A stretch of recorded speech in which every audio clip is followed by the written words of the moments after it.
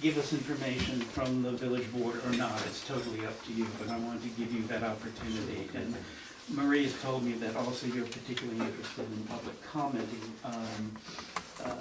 as we go forward. So we will certainly hope that you will be here for as many meetings as we can. Yeah, no, that's fine. Okay. Yeah. Okay. The next, number 3, is my report, will be my report at every meeting. And if you'll just give me a moment, I'd sort of like to share some thoughts with you, which I will not share again. I don't look at my responsibility as chair as being one of imposing my point of view on this group. If I have wisdom either in the content of our discussions to offer or in the process, then I'll offer that to you. I see my responsibility as creating an environment here where all of the expertise around the table can be best employed, that we develop a team mentality here, understanding that we are answerable to the village and to the citizens in coming up with a admirable work product at the end of the day. I do make mistakes from time to time, so if you see me making them, please tell me. I'm available to anyone either privately or around the table here, and I would appreciate it because I am only a 7-year resident here. I know there's a lot of history both on this subject and on other subjects, so it's important to me for us to be able to speak frankly with one another.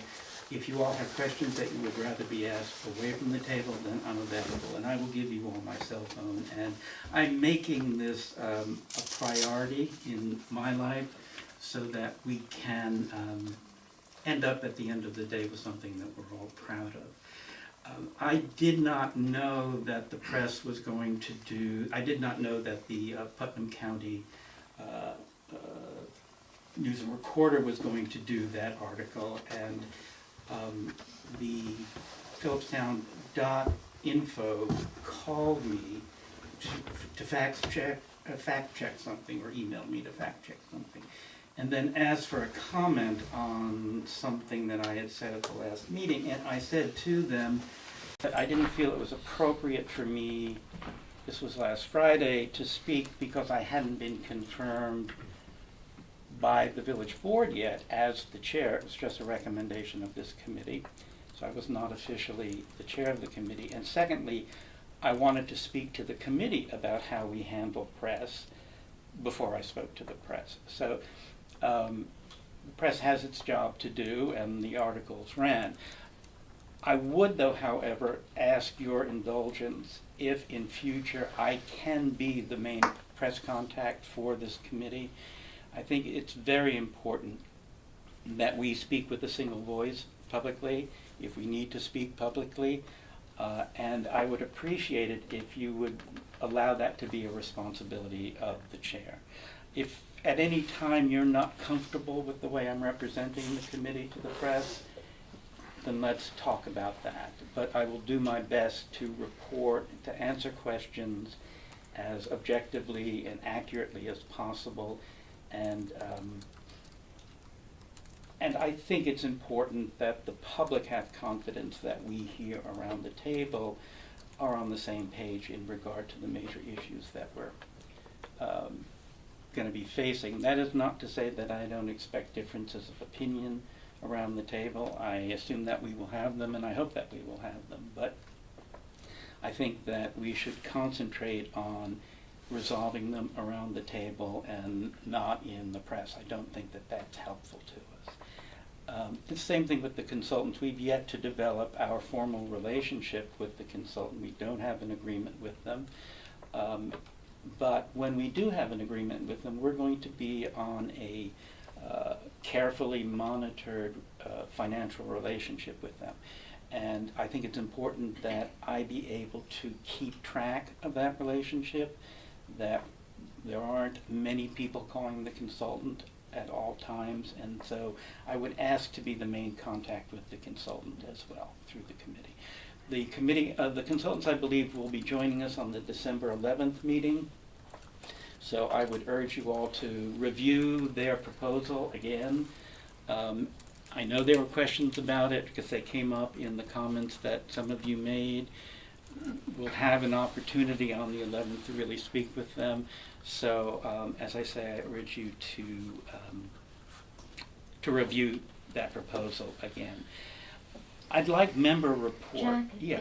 back up. What is the purpose of the consultants being here at the next meeting? It's to answer questions from the group. There were, at the last meeting, there were questions about some of the elements of the consultant's proposal, for instance, specifically the number of meetings that differed in their proposal from the RFP. I think I certainly have questions about time frame and the nature of the reporting requirements under which we will be operating. And I thought it would be helpful for the consultants to understand, going around the table, what the primary concerns are of the members of the committee so that they would be working within a context of understanding what this group is about. In my mind, the primary concern that I have with the B&L proposal is who's running the show. I think I mentioned this last week, and you didn't mention it, so I thought I'd bring it up again because I think that is, in my mind, that is the primary concern. Well, that's exactly the kind of, by that you mean who's their representative to the process? No, who's running the show? If I read their proposal, Oh, I see what you mean, they're yes. running the show. All right. And we're there 10 times in 18 months. That's what I was speaking to about the questions that were raised the last time. And there is always a period of adjustment between a client and a consultant where I think certain things need to be said explicitly. And we need to be an intelligent and effective client, which means knowing when to set the rules, and I think we need to be an intelligent client in listening to the consultant who's an expert on these matters. So I would like us to all feel comfortable about whose role is which, and I think that it will be helpful for us when we meet the consultants for your for you to express your concerns. What's the timeline on the village hiring the consultant? Well, it's an open question, and part of my concern here is it relates to the timeline globally. I mean, we have certain obligations to be met by the end of this quarter of 2014. I don't see how we're going to make those necessarily, and so I think we have to get more comfortable with the whole timeline issue, which is a larger issue than just the signing of the contract. But I think that the two things that the village board wants from us first is our advice on what needs to be done with the draft contract or proposal that we received from NYSERDA to make us comfortable in recommending to them that they enter into it. And the second thing is the agreement with the consultant. The reason I ask is because if our next meeting we have an opportunity to talk to the consultant, I would think that then there would be a continuing process of, okay, now we've met with them and we talked to them, and now we would talk amongst ourselves about what we really as a group want out of the consultant.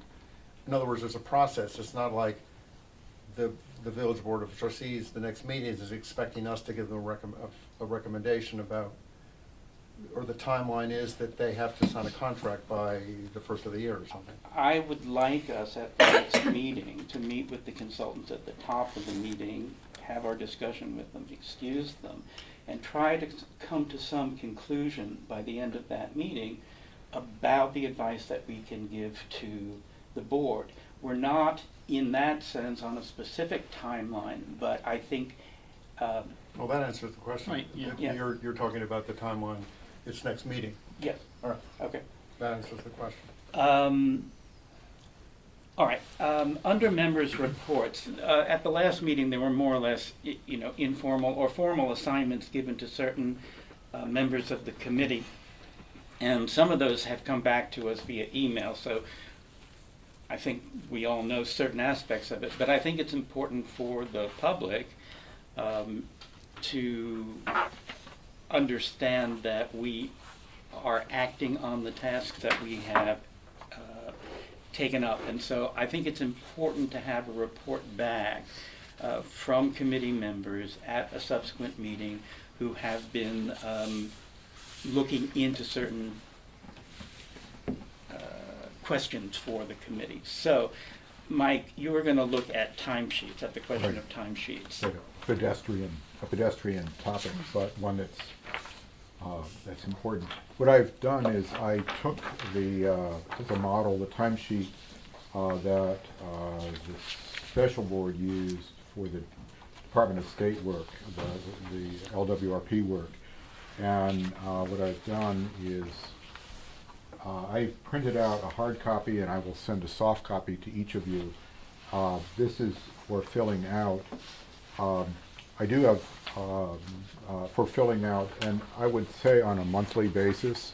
What I find is if it's not done on a monthly basis, things slip, and you've got 6 months, and it's very, very difficult.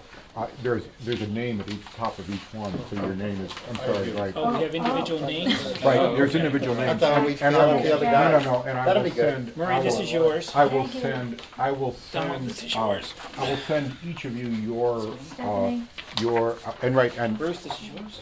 each of your hard copy. Now, so one is that it be done on a monthly basis. Two is, my experience is it's very difficult to get these. People don't like to do them, and it is a real pain to have to pursue people hard to get them done, particularly if they're 3 or 4 or 5 months in arrears. So I would appreciate it if everybody would do the right thing and actually get them done and get them into me on a monthly basis. Let's say by the first of the month. That way, let's say make it a Have them for regular. the first meeting. Have it ready for the first meeting, by the first meeting of the When month. does this start? Well, that's a question that I don't have the answer to. Oh, what? I asked. Okay. So, NYSERDA confirmed for me that we can track hours and document hours from the date of the agreement. Right now, the date of the agreement is September 16th, 2014. However, if considering the work that we've done so far on the tree or the public tree ordinance and the tree standards as part of this project, NYSERDA is open to backdating the agreement if we want them to do that, and we would have to provide them with a request with a justification, and they would be open to considering that. I don't know the committee probably wants to talk about whether or not that's necessary. I know that when we met last, you had asked about that because of the idea of billing for that work, and that's possible. We can do that, and we'd submit to NYSERDA sort of the resumes and the lists of experience of each of the members of the tree advisory committee. We would submit timesheets and invoice for their meetings and the work they did and the work of the attorney. But if we're doing that because we want to just make sure that we get to the $25,000 worth of volunteer hours, Marie and I were chatting about this, and Marie suggested that we're probably going to get to that $25,000 pretty quickly. I told Stephanie that I thought that the special board used a $10, $15 an hour rate. $25. Okay, Right. the NYSERDA has agreed to significantly higher rates for some of us. So we're talking $120 an hour. Like, depending on what your Professional background your is. professional background is, So, the hourly rate can be very high. so theoretically, a meeting such as this could be $2,000 booked. Okay, but and that may answer the follow-up question which I had is, who if there are many boards, like HDRB is working on things that could potentially be part of essentially the code changes, the tree advisory committee. Let me say something about HDRB. I think there's something in the NYSERDA contract that says if you're using your time as a match for another state grant. It doesn't, yeah, it's Yeah, not, it's the disallowed. the It doesn't. HDRBs, Can't double count. if, So the in the case of the HDRB, so the tree committee would be an example, the parking committee would be a second example of Or the committees lighting that are not otherwise funded, that we may, or we could, if we chose, ask what their interest would be or their willingness would be to record their hours and send them to Correct. us as part of this particular agreement. correct. And we can ask the HDRB to submit for the time that they spend on the amendments that don't fall under the SHPO grant. Well, their amendments, the- their amendments have to be incorporated as part of this grant anyway. They're part of the report, reporting out for this. I So don't think there's it's going to any- get, I think, complicated with Right. HDRB I with don't think that there's dual anything funding. in the work that we're going to be doing on the design standards or the code revisions that go beyond the scope of this. And some of the scope here, I think actually doesn't pertain to us. So, Right, but there are some elements of those, I think elements of some of those that aren't specifically the exclusive purview of the HDRB are probably amendments where HDRB's. We really won't know because we're not meeting with SHPO until sometime in the first week in December because they claim they're unfamiliar with our districts. And they want to tour the districts to see, you know, they were apparently unaware that we had a local and a national district.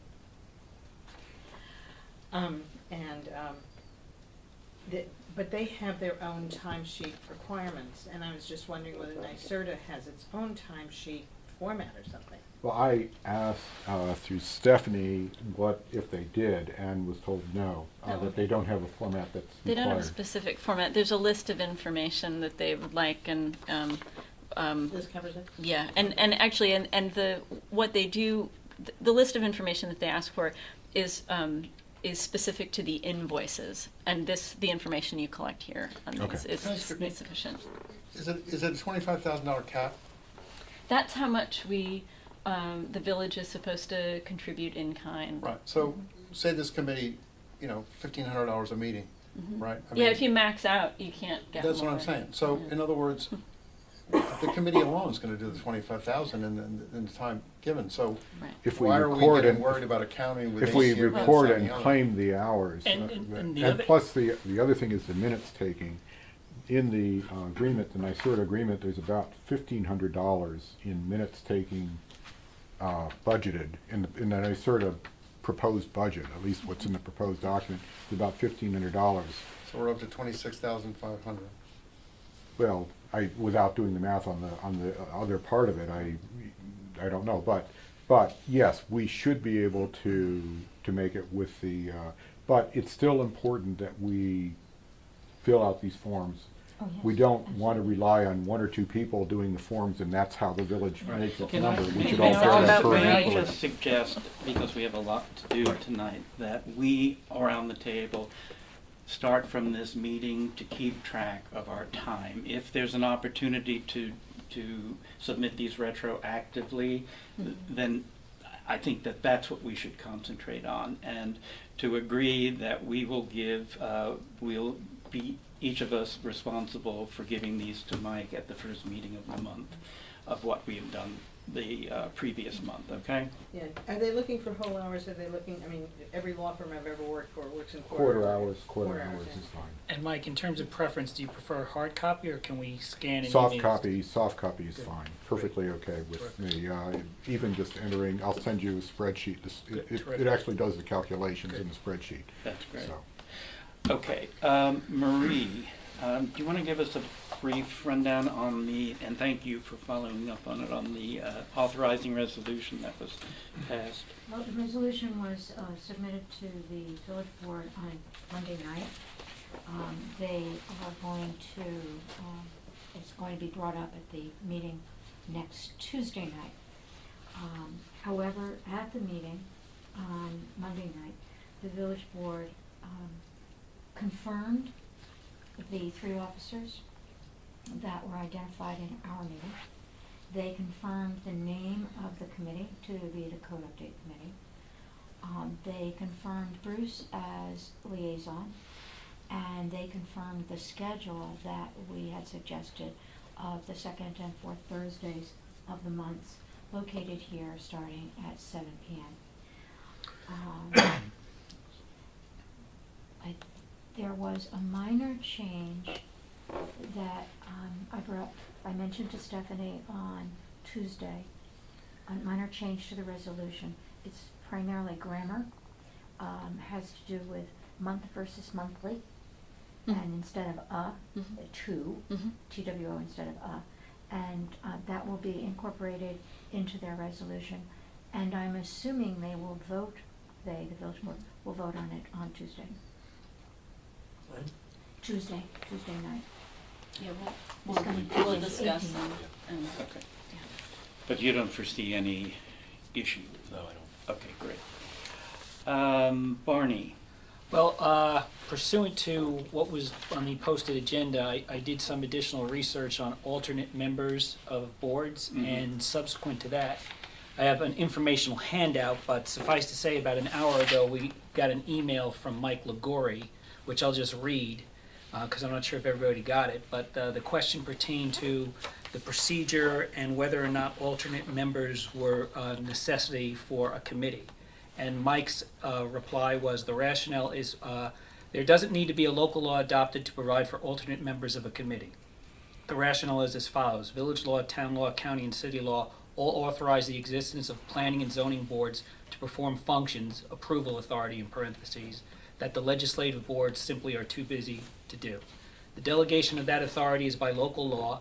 Thus, any change in the configuration of these boards, such as the appointment of an alternate member or the creation of alternate member positions, must also be done by local law.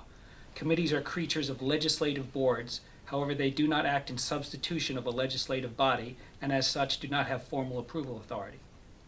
Given the lack of that authority, there is no need for the adoption of a local law to create them, and there is no need for the adoption of a local law to create an alternate member. So essentially, it's covered in general municipal law, and since we don't have any legislative authority as the Code Update Committee, we can have alternate members, I suppose, but they're not a requirement, and But it's all right if we have one. I suppose so. Okay. yeah, I don't think that Before you there sign it, was you're ever. saying we don't need to. there was We don't need never a- It doesn't need to be Questions. authorized by the Okay. Village Board of Trustees. Okay. But there was the one further question, an issue was, should it be voting, should the I alternate member be voting? queried Mike after getting this email, but like, Okay. as I said, it was only about an hour ago. Right, so you haven't So- had that cleared up. Can I just get a sense from the committee what they think an alternate should do for us? What would be the best thing for the alternate to do for the committee? I mean, personally, I would, I can't imagine, given the nature of the work we're doing here, that it's not going to be a consensus product. So the idea of having an alternate, and particularly somebody referenced the fact that it's a non-voting alternate. That was I guess. what was stated in the village board meeting, at the village board meeting. Oh, A okay. non-voting. Would it help to have some context about how the However, how the an alternate alternate in the local, to- in the original definition of the law that you sent out to us about Right. boards, is an alternate sits on the board if the board does not have a quorum. And in that case. And votes. Yes, and in that Right. case, they Right. are eligible to vote. So the only thing I can think of for this group is that if one of us is absent, then the alternate would sit in, and if there were the need for a vote on something, that person could vote. Technically, yeah. Well, but that's actually, that's not the absence of a quorum. If there's one person missing, there's two Fair. cases. One is If the alternate there's was a needed to quorum, provide a quorum. Exactly, that's a different case than if the alternate is needed to replace somebody who's missing. I would go with the quorum, that is, if the alternate is needed to establish a quorum, and then the alternate should vote, would be my preference. But if we're going to pursue that, then I think, since it's not a legislative requirement, we need to have establish some rule, because we can't, then we're going to have to require that the alternate be here on a regular Well, basis. that's my question. Well, That's my question. the Do we alternate- want to do that? The alternate that we have right now spends part of their time out of the state. Right, so, And they will be able to attend, to the best of my knowledge, at the next meeting. They will have missed, I don't know how much Tom is keeping up on things, but they would have missed, they would be disadvantaged of not being here for the first meeting and the second meeting and whatnot. I would think that if we're going to have, back to the discussion, do we want an alternate? If we're going to have an alternate, I think that their attendance must be mandatory. If the only reason for the alternate, having the alternate, is to establish a quorum when 4 of us aren't here. And then it's I say- unlikely. Then I say, if 4 of us aren't here, why are we having a meeting? Seriously, if, Terry? But so far, everything has been sent to the alternate. Yes. His name is on there and it's all Yes. been sent to him. right, So he knows what's going on, but I'm with you. I think in every committee I've ever been on, an alternate attends that meeting because what good would it do him not to attend the meeting and then all of a sudden he has to act as a member and he has to vote. He doesn't know anything about it. How's he gonna vote? exactly. I mean, he may be getting all this correspondence, but there were no comments from him. No. Well, again, more to the point, if 4 of us can't be here to establish a quorum in the first place, why would we proceed with a meeting or try and conduct business? Well, then it gets back to what the trustees originally were saying, which I think Yeah. was that we would have an alternate, but he wouldn't be voting. Wasn't that the gist of the meeting? So, Yeah. I mean, that's what I heard. So The- then, the presence of the yes. alternate would, if that were the case, the presence of the alternate would constitute a quorum. The meeting could continue, but there could be no votes. That's fine. That, I that, question I don't whether- see I that question makes whether sense. That that's Yeah, valid. makes yeah. no Yeah, sense right, whatsoever. right. I agree, right. I agree. right. Yeah. So I guess I question the need. Well, I don't know, for- I disagree with that, I don't know that Okay. that doesn't make any sense, because the fact is that you could have a meeting where you needed a quorum and needed to discuss something, but maybe it's a vote that is meaningful, and you would say, well, you know, we're gonna wait until we get a quorum before we take a vote on it. But if you didn't have a Yeah. quorum for voting purposes, you would then just have to go back and redo the meeting when you did have a quorum in any case. I mean, it Right. leads to confusion. Right, it's, You'd have a minority of the committee discussing the committee's business officially without the opportunity to act on it or advance the agenda. So what would be the point?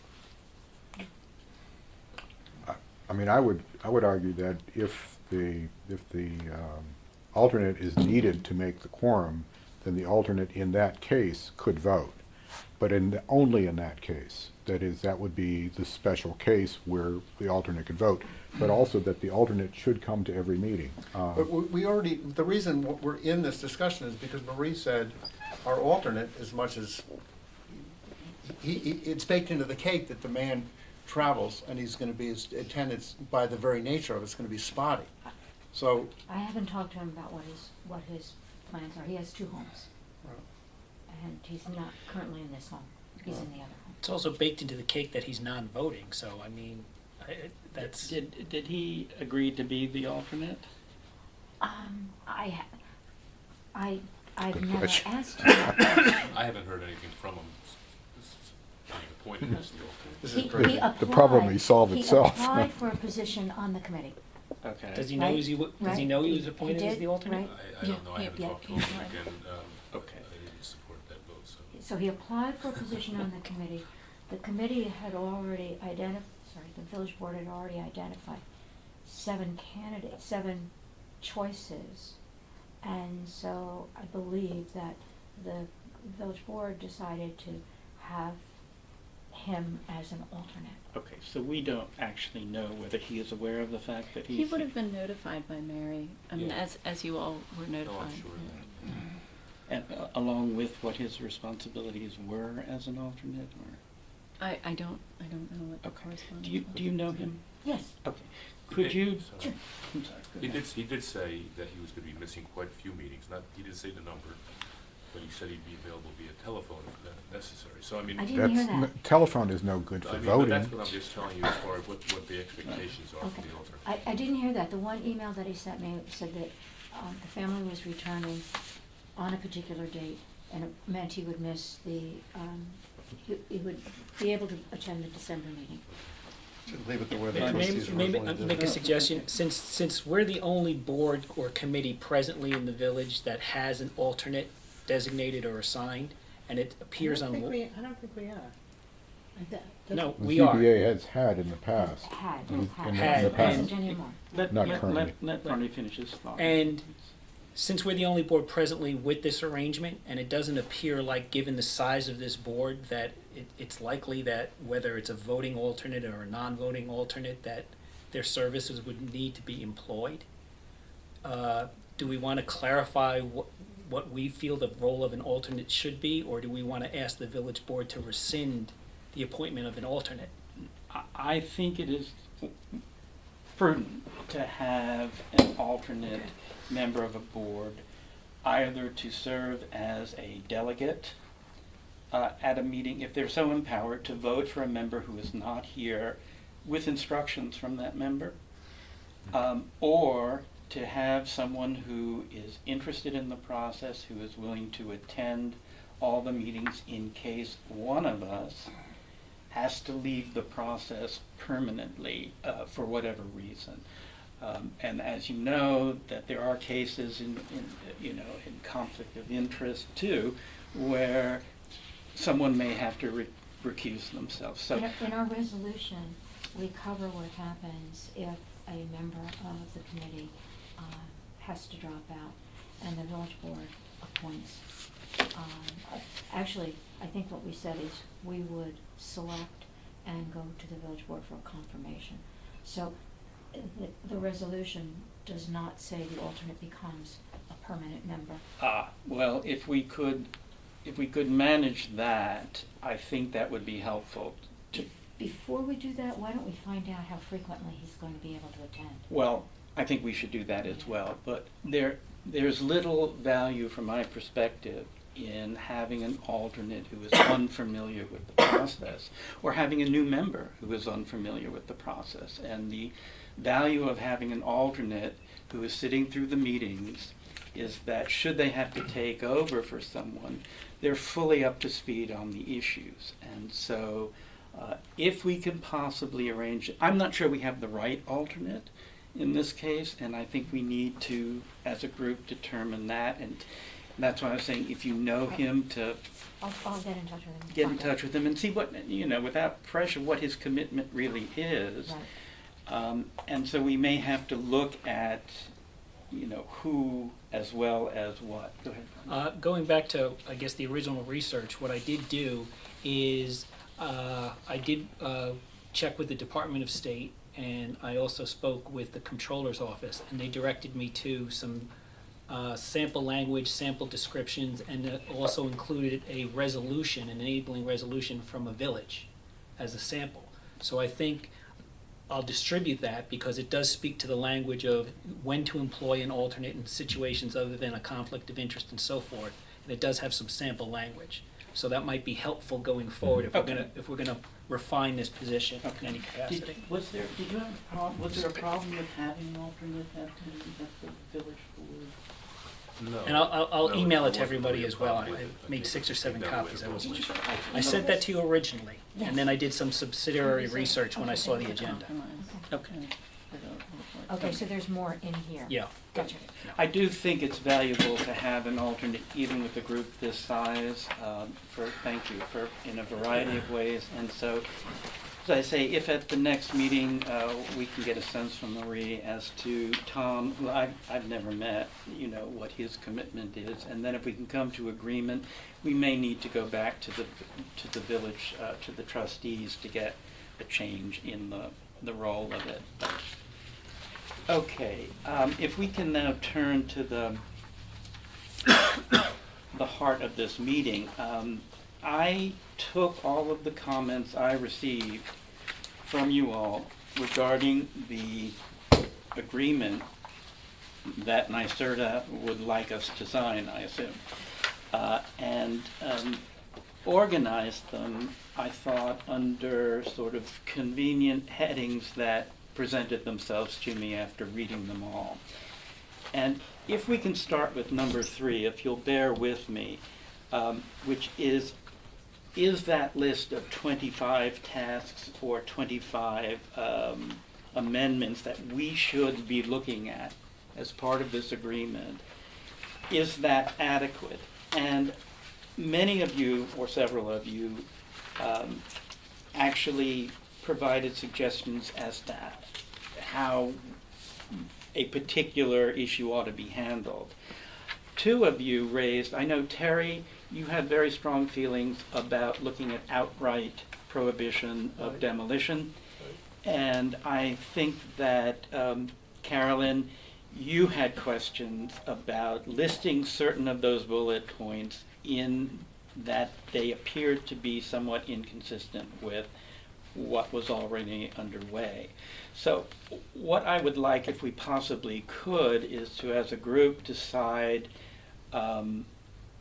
whether, Terry, you feel strongly enough that we need to go back to NYSERDA and take that bullet point out, and understanding Stephanie's representations that that list is apparently not definitive, although to what degree it's not definitive, I'm not sure I could say.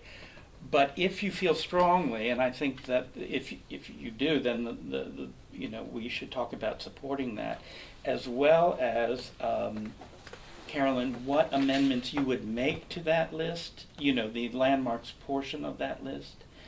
I'd like to be able to clear through this part of the comments, so at least we can get beyond that list of 25. So do you want to talk about your concern about the...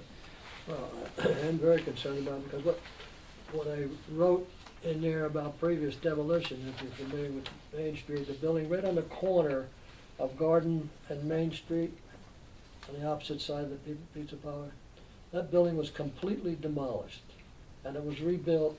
If you look at it, it's a beautiful building. It was put right back, same identically the way it was before it was demolished.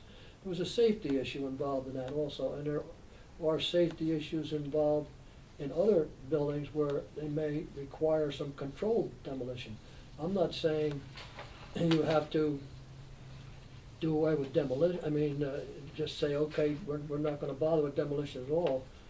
But controlled demolition, which is already covered in our zoning ordinance, I think is sufficient.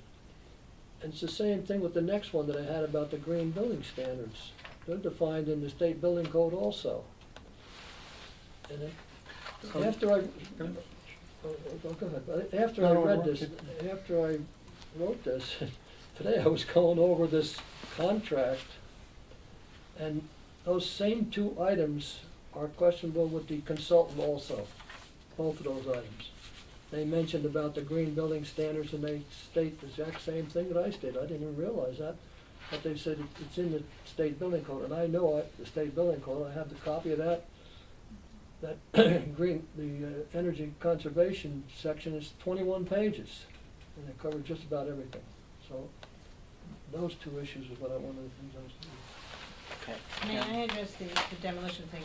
In addition to in the zoning code, the controlled demolition section, in the current historic district code, part of the village code, there is a provision where, for reasons of safety, that either the building inspector, the board of trustees, the fire department may order a demolition without regard to the historic district review board. That safety comes first, essentially. Mm-hmm. And so I think the place where this actually has a weird overlap with the historic district standards is where there is demolition by neglect. There is sort of purposeful demolition by neglect that I'm just gonna let it fall down and then I'll be rid of it. I'll make sure it's unsafe, okay? And it's very hard to prove, and there is provision in the model state code for historic districts, which is influenced by the U.S. Secretary of Interior standards on this, about language that affects that.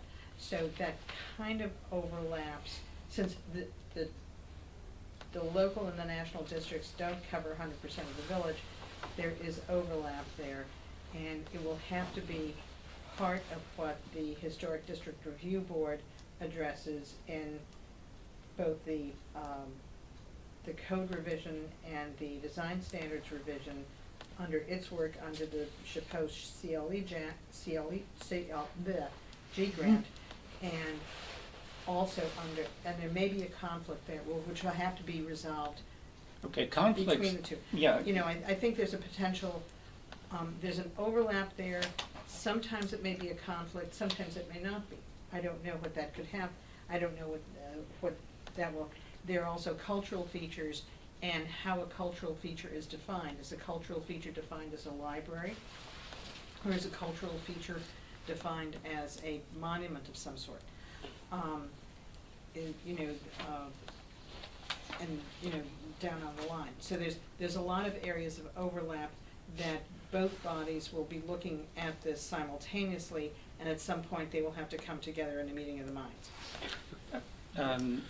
But let me get back to my question to you, which is, in the bullet points that relate to historic districting, would you remove any of those bullet points from the list of the 25 that this committee has to look at? No, No, I wouldn't. okay. I would not remove them. Okay. I would simply say, red flag.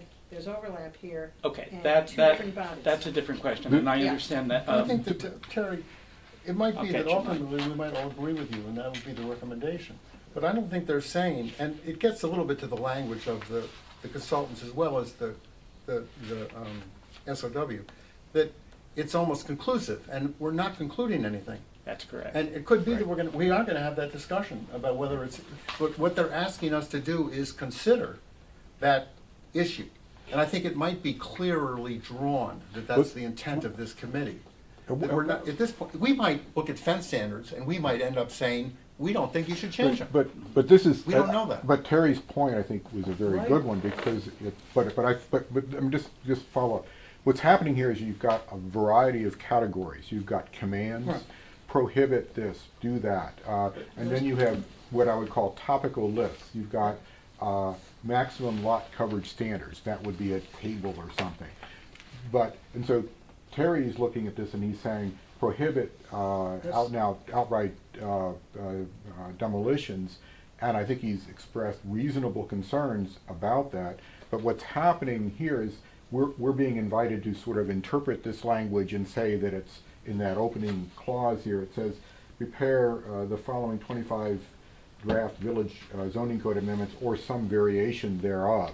So it's intended to be soft and mushy. The risk is that we get into this and the state points to this and says what you have done does not prohibit It's an outright. obligation. It's an obligation. So I think we do need to be cautious about how this language That's what- Well, that's what I was expresses trying to say, that Out that of the all preface of it. 25, that's the only one that says prohibit.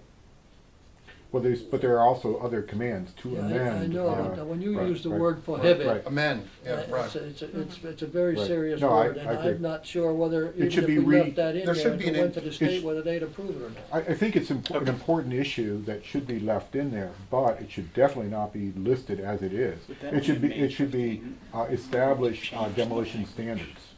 And that would be the work that we would actually do, is to establish The demolition 25 standards. points should be examined, consider. Exactly. You know, exactly. So Right. we can show due diligence that we did in fact do that, and whatever the ultimate recommendation or end product is, we can document that we did consider and evaluate it. Well, let me throw something else in here.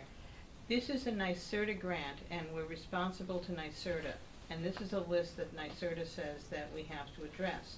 However, the reason that this came up is because there was an adopted LWRS, which led to a draft LWRP, and the LWRP cannot be finalized unless there were amendments to our zoning code.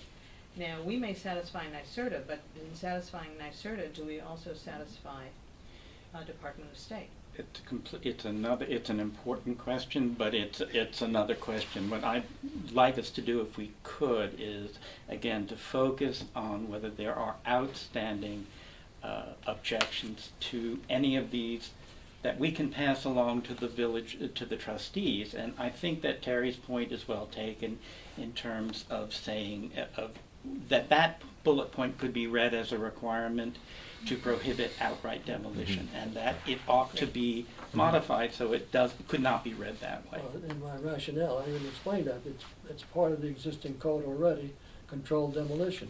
Maybe we may have to improve on that particular item, but when you say prohibit outright, Okay. that's not a good word. Should we recommend establish demolition standards as the alternate language? Following on the point that you made, the language, it's a verb. It's a very strong verb, prohibit. There are some other ones that are verbs. The majority of the 25 do not have verbs, but there's a restrict in the second bullet. There's a permit conservation easements, not evaluate, Right. but permit. Then there's the prohibit. There's permit conservation subdivisions. I'm taking, prohibit is probably the strongest of any of the words in the 25. But maybe what we want to do is look at all of the verbs in the 25 because they indicate a positive movement or a negative movement, and just drop them and go with standards or evaluate or Why don't we more just, neutral. if it's all right with them, I think we could just put evaluate for every single one of those. All right, and then we're not bumping up against them Right. in. We're not trying to justify a predetermined outcome. Exactly. Right. Well put. My point on a couple of these is also, we're supposed to be following the comprehensive plan. Yes, right? yeah. The comprehensive plan stresses to accommodate and even help people when they want to move, people that want to come into this community. If we start writing things where we're going to prohibit and not permit, it's turn people away right away. Yes. And, No, and it's against what the comprehensive plan says.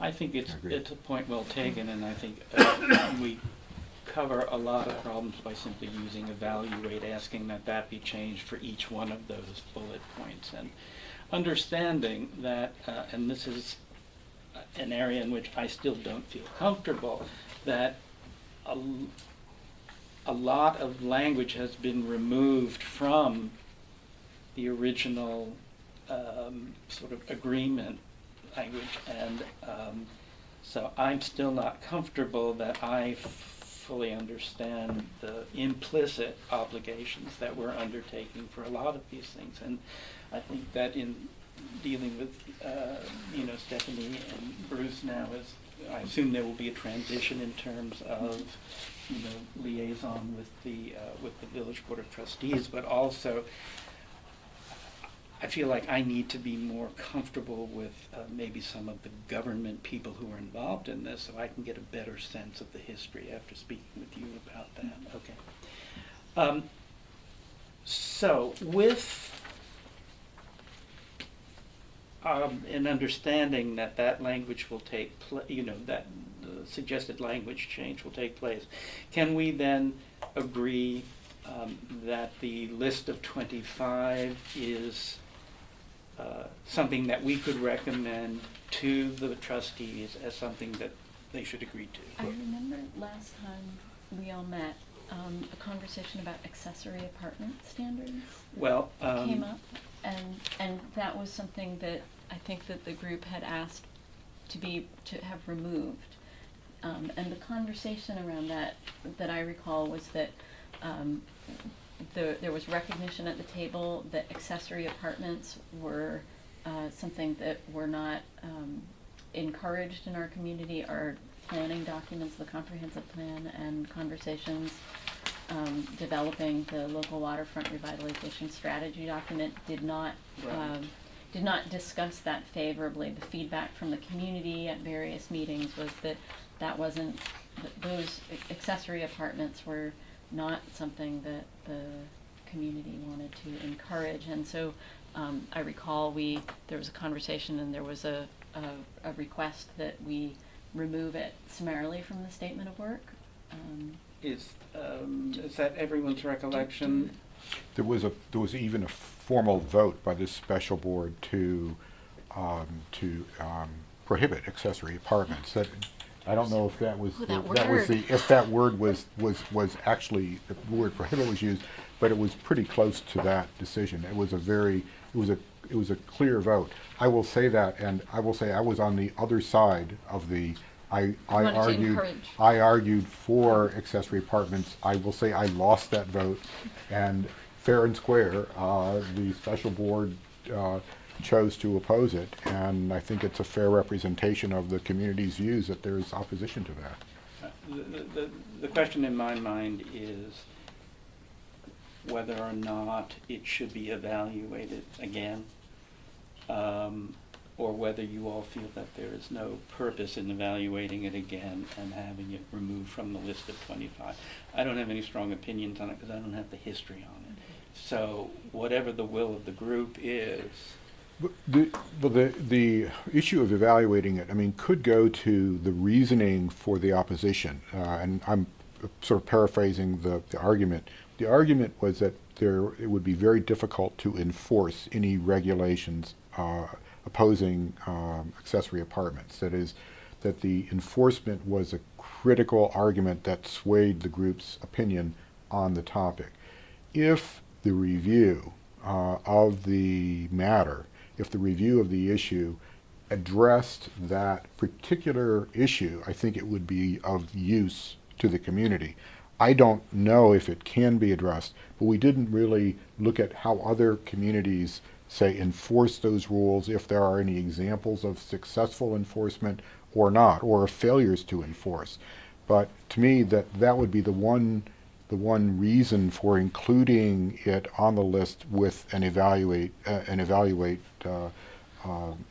description. Using that logic then, shouldn't all the other 24 Well, be considered for removal? The 24, theoretically, the 25 come from the comprehensive plan, the LWRP, theoretically. Well, no, I mean, That's where Green Plan got them from. okay, if I might, if, and this comes up in the planning process though too, if what I understand you to say is most of the lack of support for an accessory apartment rule was skepticism or concern about the village's ability to enforce the regulation. Mm-hmm. Okay, if that's going to be the controlling factor in our evaluation of the zoning code and whatever, we're not going to get anywhere, because quite frankly, there's a whole host of things that we should consider doing as a village that we presently don't do, or we presently don't even discuss, simply because of our inability to exercise any kind of corporate control over them.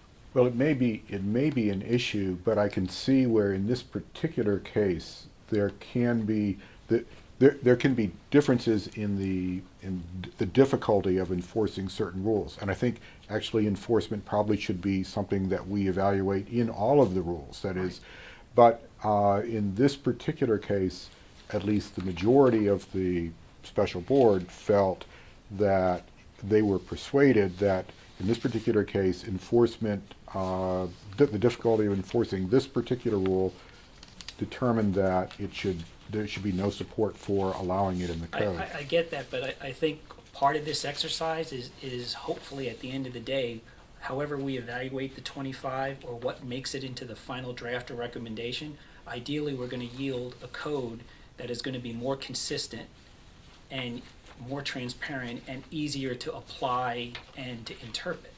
So the idea of, a specific enforcement conundrum on one part of it, hopefully this whole process will address that.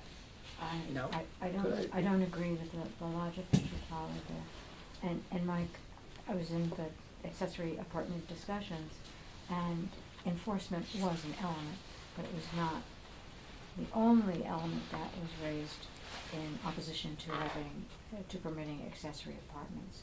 The 25 theoretically came from the analysis that Green Plan did, and Green Plan was instrumental in writing the LWRS and the LWRP.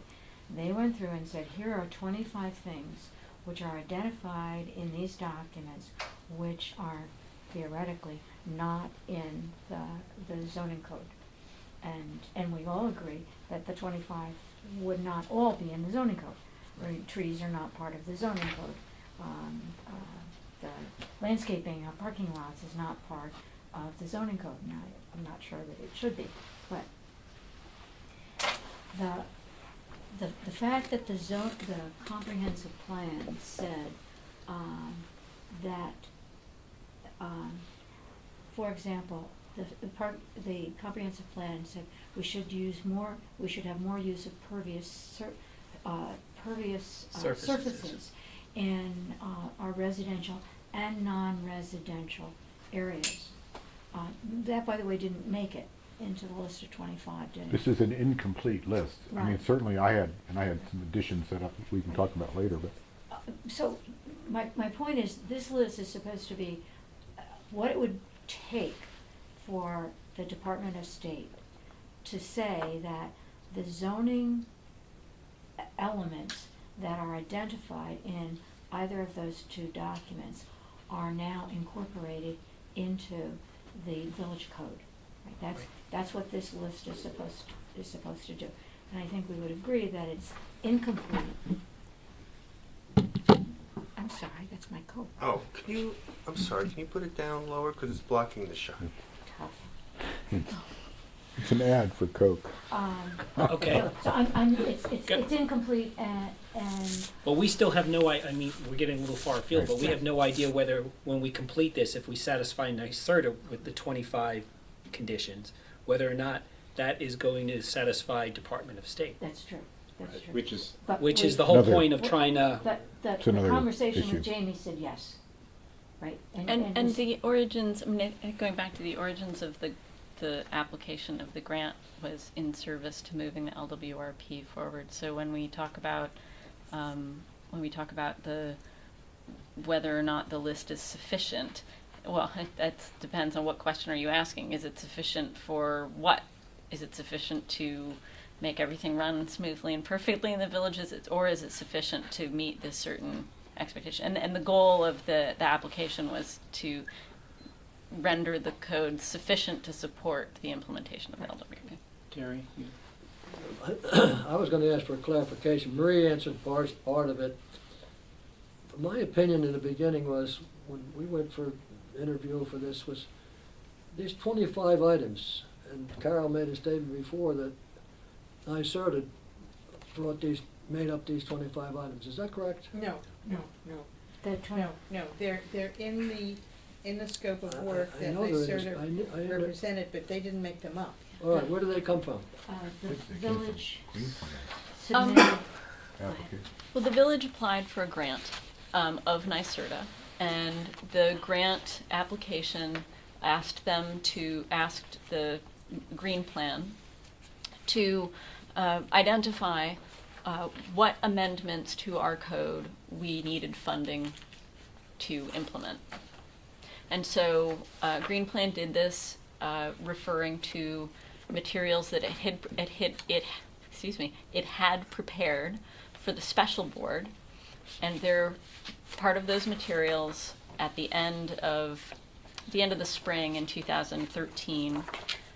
The special board was prepared to go to the Department of State to say, we're ready to move our LWRP forward. The Department of State said, you have to make a certain set of changes. Green Plan, to your code, Green Plan prepared a list at that time, and that list is this list. And the list that Green Plan prepared, and the material, it was a more descriptive list. Each of those bullet points that you see in the statement of work had some descriptive language to go with them, and that was submitted to NYSERDA. When we got the contract back, NYSERDA asked us to take out these descriptions because they wanted the community to have that discussion and define for itself what the conversation was going to be about those amendments. So to the amendment that you pulled out, the prohibit outright demolition question, I'm not just referring to that, I'm referring Okay. to all of them. yes. It's right here, Terry. It was my understanding, I may be wrong, but when I got on this committee, and it's stated in the statement of work that we're going to review these 25 items, okay, bullets, whatever you want to call them, and take out what we think doesn't belong in there, and maybe add. That's in the statement of work.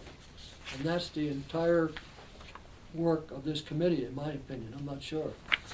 Can I give a little background here? That's how it started with Department of State saying, you've got to make changes before the LWRP can be finalized.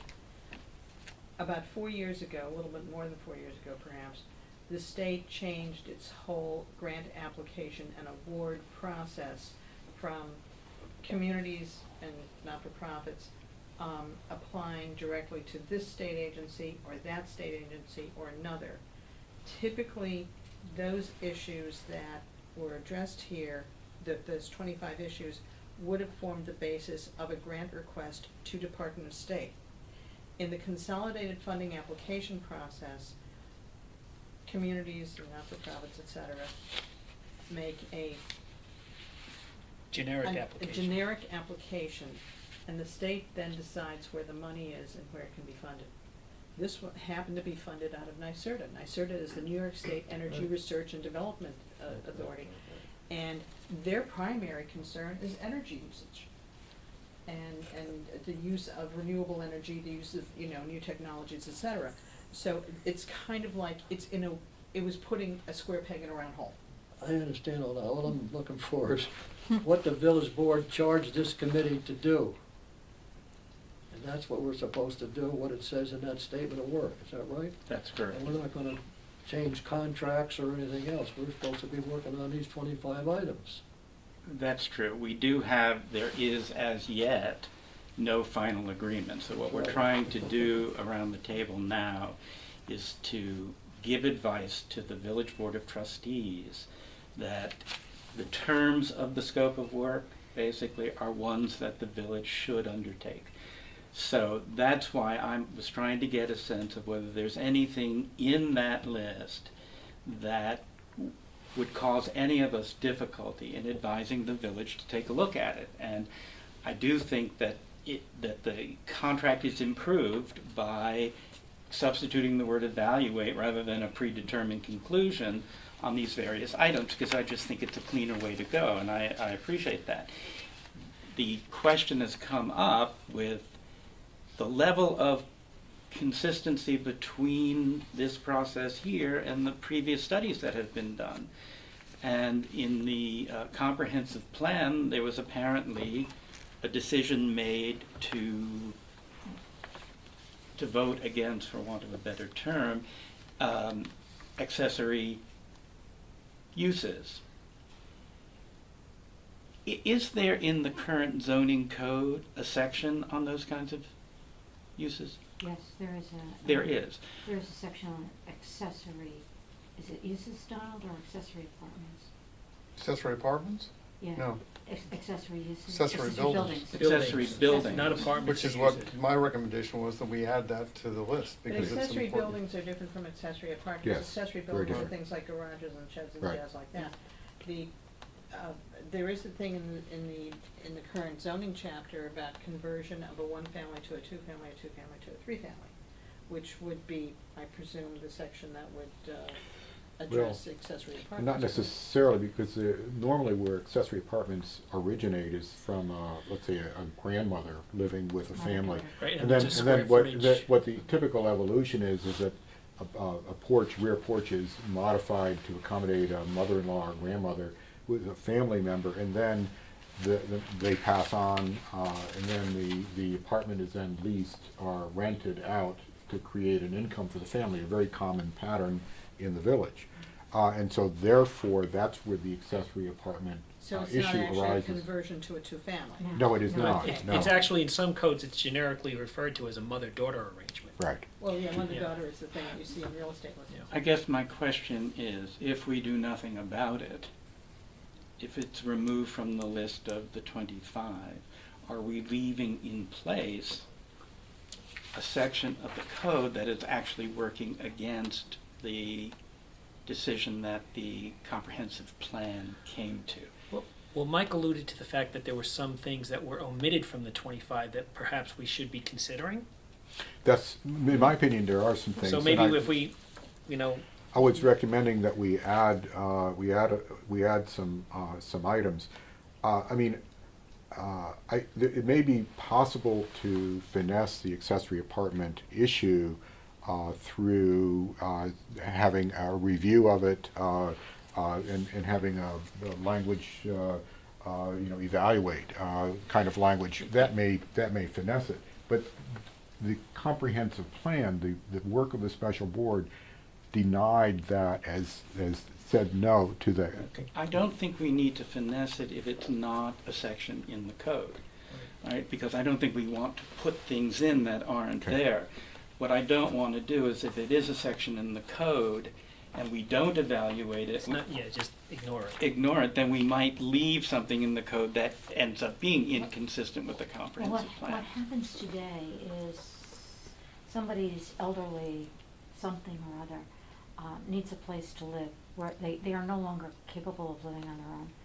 And so there are modifications to the residence to accommodate the ability for some amount of separate living, and yet there's a co-residence there. There's not an application made for to go from a one family to a two family. That does not happen, but rather a second entrance gets constructed. A room that wasn't frequently used becomes a studio. A portion becomes a kitchen, the other portion becomes a living room. Another bathroom is added, and there is no notification to the village that there's an additional person, an additional separate apartment is there.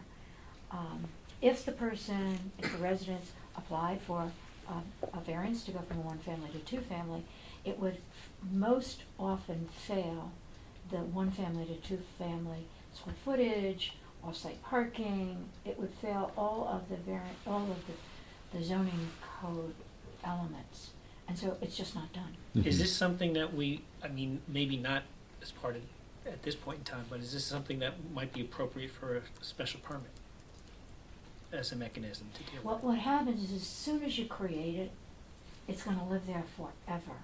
And when that person that it was created for moves on to bigger, better things. Right, that's the issue. You now have an apartment, it's a studio, and you're gonna rent it out. And now you are, you've gone from a very beneficent environment for the mother and the daughter to a situation where you're a landlord. But I get back to my original question, and that is, currently, when that happens, is it done illegally? Yes. Yes. Yes. Okay. It's illegal. So, all right, so Well, what do part of the you law is it want- contradicting? do How you is- want to evaluate the prohibition of doing that? Because if you do, then it needs to be on the list. So I'm saying, not taking a position on it, but is there anything? So, yes. Yes. So, accessory apartment standards is actually, in that light, is a very good thing to have. Where the code would say, if you want to invite a relative, an aunt, a godmother, or whatever, into your home, here are the standards that you must meet to do that.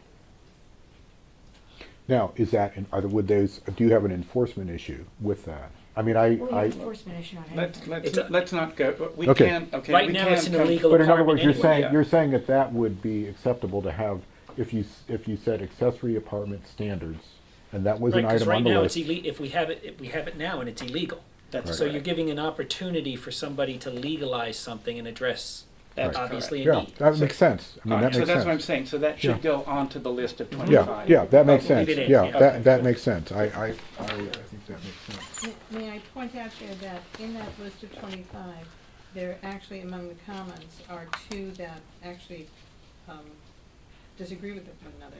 And that is parking standards that you, Mr. Lahey, referred to, and parking standards that Mike referred to. Well, there's public parking standards, and then there's parking standards within each of the zoning districts.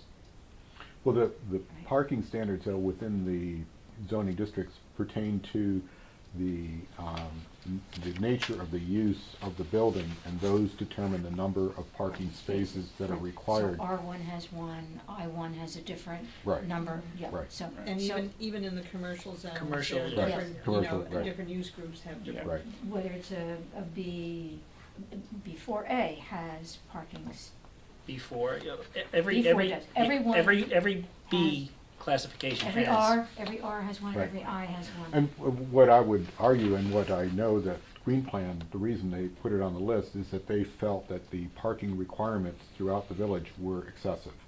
And I would have to agree with them based on their studies and other work that we did. And so that, and I think that a review of the parking standards throughout the village as part of this process would be appropriate. Well, that's what, one of my comments was that, are you referring to public parking, or under the zoning law, it doesn't refer to public parking at all.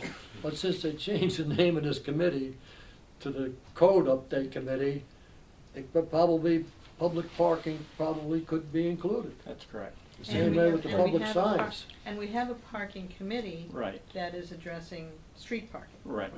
But again, if we could focus this on not trying to discuss the content of the actual issues, but to Whether it to should stick be- with Whether the our, issue makes the list. Right, whether it right, makes the right. list or Fair not, enough, because right. Don, you Fair had enough. Don, you had suggestions for additional ones as well that should be added in.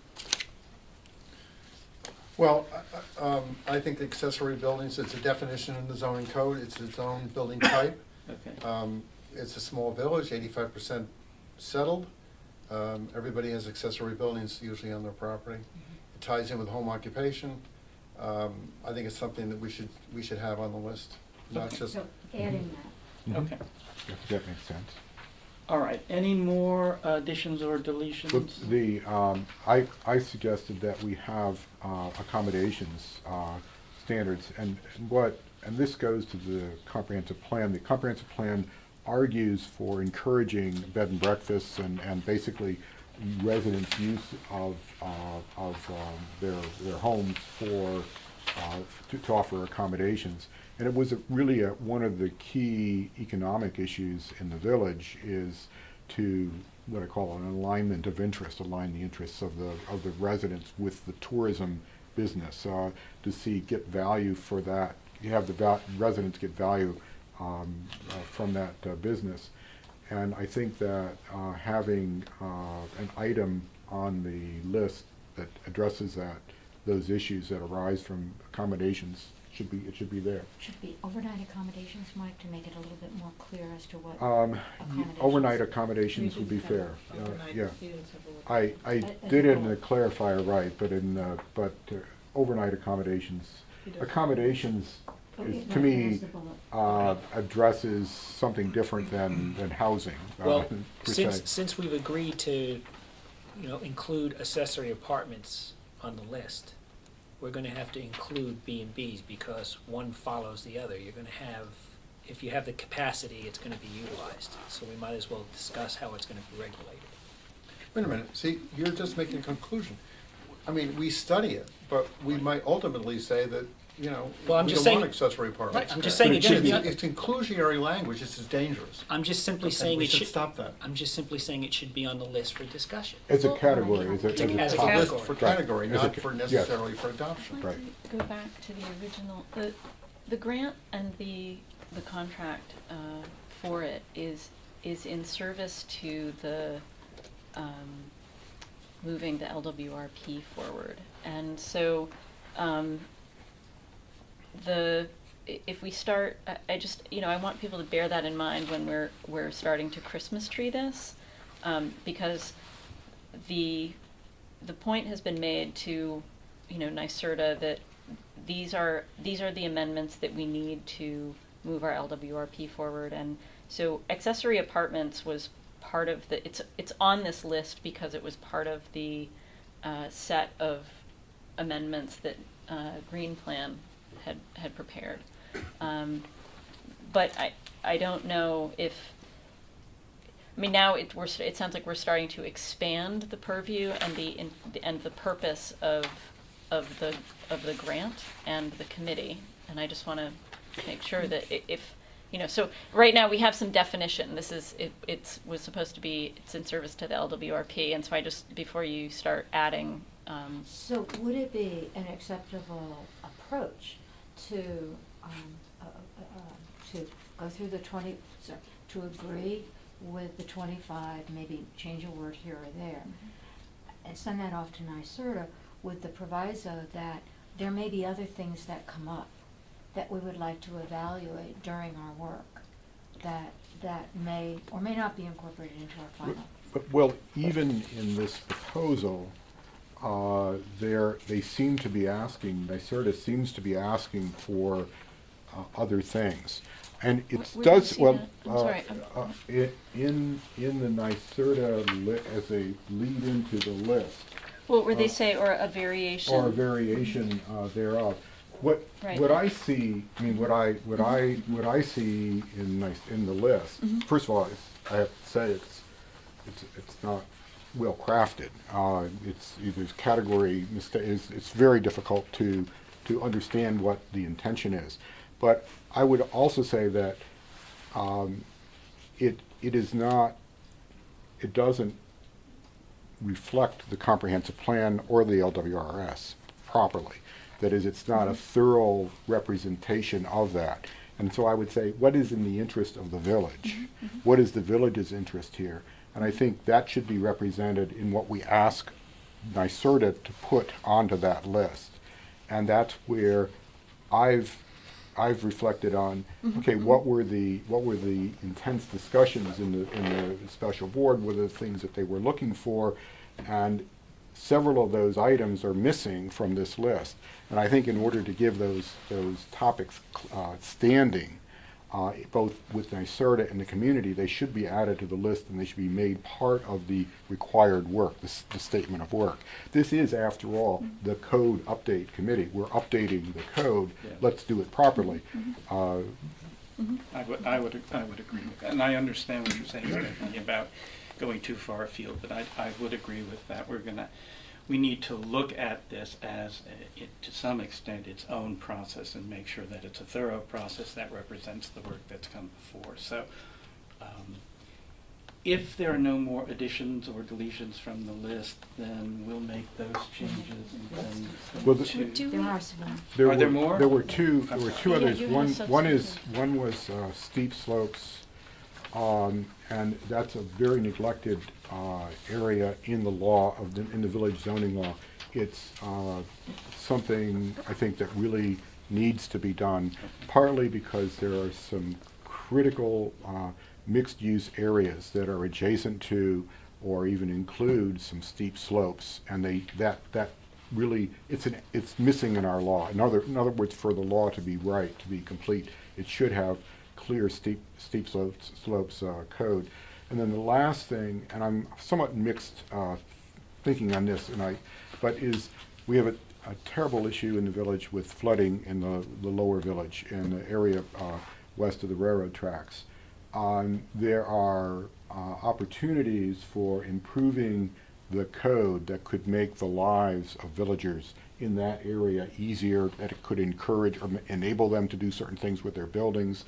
And I think that we would be remiss to not address at least some of that, understanding that it's a complicated issue because there are federal and there's state and there are even county, there's rules that apply here. Just to interject on that, I was at a conference on this yesterday, and there is the new New York State Resiliency and Rehabilitation Act goes into effect March 15th, 2015, and it pertains to DOS grants, coastal consistency, and whatever. So that law is being the regulations are being drafted now. So I would suspect by the time we have a serviceable draft ready to go, we're going to have to subject that to that prism under coastal consistency for DOS in any case. So I would argue absolutely that we do need to include that in some form in our evaluation. I would agree, and moreover, the grant that HDRB has received from Chapeau, we did not have in our RFP anything about flood management in that area of the village, which will affect our design standards, absolutely. So that's something that we will have to add back, and we might have to do it in the process here because we don't have that in our funding right now. Does that mostly affect building codes, Barney, or zoning? It has to do, actually, there are components for both because it's statewide across the agencies. It's DEC and so forth. And in speaking with representatives of the Department of State, they said it will be incorporated into any kind of consistency review for any project going forward as part of an LWRP. So we're going to have to address it, whether we address it as part of this process or it's an addendum at some future point. I just, for my Yeah. own Right. understanding, where does it go? It should be adopted, they said the standard will be adopted on March 15th. So we should have some guidance, just as we're really getting into the meat of What this. about bank loan committees who keep seemingly keep giving mortgages? Right, to insurance homes and companies. At their own- 5-year floodplains. At their own peril. Yeah.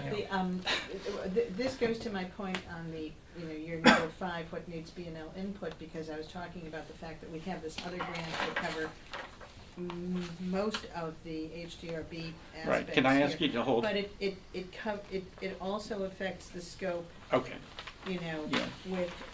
with NYSERDA, because there's going to be some monies that will not be expended under the NYSERDA grant. Why lose it, and we do have some other topics to cover, and either we can enumerate those topics and then also talk to B&L, about modifying their proposal, but, I think that just any grant should have a contingency in it, just like any other budget has.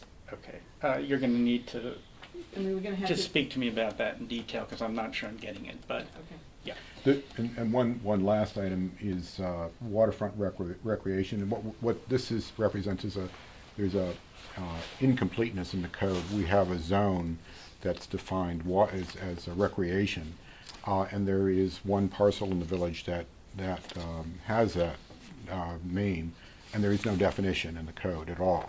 It's not a defined zone, and there is no law in the code that defines that or establishes what that actually is or what it entails. So it's something that's missing in the code that we will have to address, and potentially it could be a reasonably complicated issue. There's a lot of the issue of recreation is addressed in the comprehensive plan fairly extensively, and that may bear on the development of this definition and this language, and where that category, what parcels should be included in that category. Okay. All right, so I think we have our list of 25, or a list of however many, and the changes. What time is it? Oh, not too bad. If we can turn to some other, let's turn to timing now, and maybe Stephanie, you can clarify this. And I think this is going to be important to the trustees as well. And you had said at the last meeting that there's a concern at NYSERDA that they're already now entertaining another round of grants, and they obviously want to get this started. But the consultants are required to do a PEP grant by the end of... A PEP needs to be done. Needs to be done, okay. But, although, have you looked at that PEP? Right, it's a very, there's a robust. It's a rigorous, set of it's, all of the reporting requirements deliverables. in this grant are rigorous, and obviously came out of environmental programs at major universities. And I never went to one of those. It's very charitable.